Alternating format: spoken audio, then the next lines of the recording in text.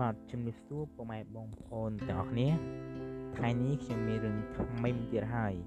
Wow ទៅចេញបងប្អូន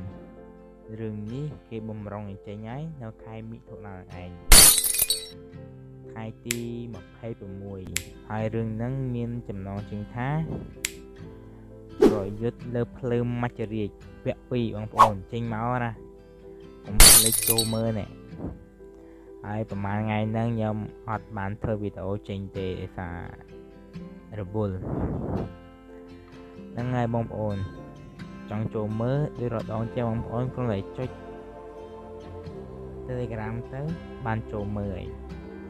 ហើយរឿងហ្នឹងពេលដែលចេញមកខ្ញុំនឹងធ្វើវីដេអូប្រាប់បងប្អូនទៀត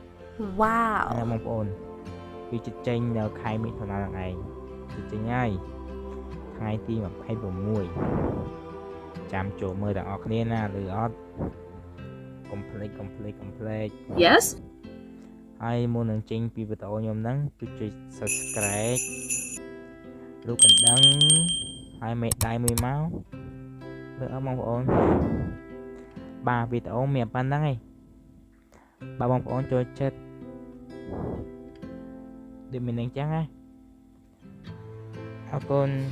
ជម្រាបលាបាយ